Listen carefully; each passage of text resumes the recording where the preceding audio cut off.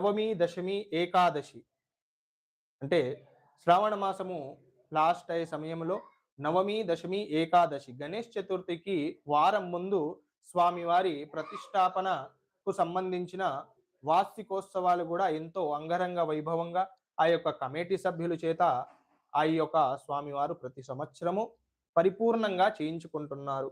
ఆ యొక్క స్వామివారి అనుగ్రహ కమిటీ మెంబర్‌తో పాటు అదే విధంగా ఈ యొక్క ఆలయాన్ని ఇవాళ మీరు చూస్తున్న భక్తులకు అందరికీ స్వామివారి అనుగ్రహం ఉండాలి. అదే విధంగా మీకు ఈ సౌభాగ్యం కలిగించే మా యొక్క సోదరునికి కూడా మీ యొక్క గణపతి అనుగ్రహం ఉండాలని చెప్పి ఆ యొక్క గణపతితో కోరుతున్నాము. ఇంకా ఈ యొక్క మండపం మనకు ఈ యొక్క దేవాలయము కంట ముందు నుంచి సిన్స్ 2010 నుంచి పిల్లలు ఇక్కడ కలిసి ఎంతో అంగరంగ వైభవంగా స్వామివారిని ప్రతిష్ఠించుకొని ప్రతి సంవత్సరము నవరాత్రులు 9 రోజులు నిష్టగా పూజించుకొని ఆ యొక్క స్వామివారి అనుగ్రహం వల్ల ప్రతి సంవత్సరము అనుకూలంగా ఆ యొక్క స్వామివారి ఊరేగింపు కూడా ఎంతో నిండుగా చేసుకుంటున్నారు.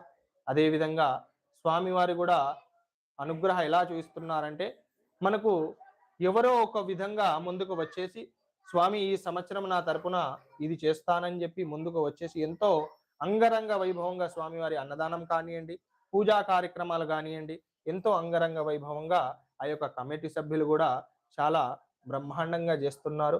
కావున ఈ యొక్క ఛానల్ చూస్తున్న భక్తులందరికీ నా యొక్క గణపతి అనుగ్రహ పరిపూర్ణంగా ఉండాలని చెప్పి ఆ యొక్క గణపతితో కోరుతున్నాము.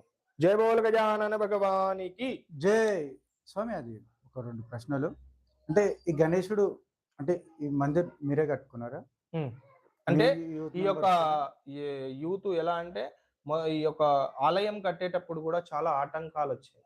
అంటే మీకు తెలిసిందే ఒక శుభకార్యం చేస్తున్నామంటే దాంతో పాటు నలుగురు వెనకకు లాగేటోళ్ళు వస్తారు. ఎవరైనా ముందుకు వెళ్తున్నారంటే అతను లాగడానికి చాలా మంది వస్తుంటారు. అదే విధంగా ఈ యొక్క గుడి కట్టేటప్పుడు కూడా చాలా విధాలుగా ఆటంకాలు వచ్చాయి. ఆల్రెడీ ఇక్కడ ఆలయం అనేది ముందు ఉండే మీకు చెప్పినట్లుగా ఆ యొక్క ఆలయాన్ని కొన్ని కారణాల చేత అంటే ఒక వ్యక్తి మన దగ్గర ఉండేవాడు. అతని పేరు ఎందుకులే ఇవాళ గాని, ఆ యొక్క వ్యక్తి ఆ యొక్క విగ్రహము పడేయడం చేత ఆ యొక్క విగ్రహం అనేది ధ్వంసమయ్యింది. కావున ఆ యొక్క ఆలయము మనము అక్కడనే కట్టాలి అని చెప్పి చాలా మంది ముందుకు వచ్చారు. కానీ ఇంత ముందు మనకు ఈ యొక్క ఆలయాన్ని ప్రతిష్ఠించిన స్వామివారిని అడిగితే, లేదండి ఇది మేము రాత్రి ఈ యొక్క కాలనీ మనము ఉంచడానికని చెప్పి ఈ యొక్క గణపతి ప్రతిష్ఠ చేశాము. కాబట్టి ఆ యొక్క గణపతి కింద మనకు ఎటువంటి యంత్రం లేదు. కావున మీరు ఎట్లైనా ఆ విగ్రహం కొత్తది పెడుతున్నారు కదా! ఆలయం కూడా ఎనకకు జరుపుకోవచ్చు అని అన్నారు. అంటే ఆల్‌మోస్ట్ ఇది రోడ్ మీదికుండే. తర్వాత ఈ యొక్క ఆలయాన్ని మనం ఎనుక తెచ్చుకొని ఇప్పుడు ఏ పండగలు చేసినా గాని మనము స్వామివారి ఎదురుగా మొత్తము మనకు 40 ఫీట్ల రోడ్డుతో పాటు ఈ యొక్క ఆలయ ప్రాంగణం కూడా మంచిగా సూపర్‌గా ఆ యొక్క స్వామివారి అనుగ్రహం వల్ల ప్రతి సంవత్సరం నిండుగా అన్ని చేసుకుంటున్నాం. ఒక్క నిమిషం స్వామి ఉండండి. కనిపిస్తుందా నారాయణ?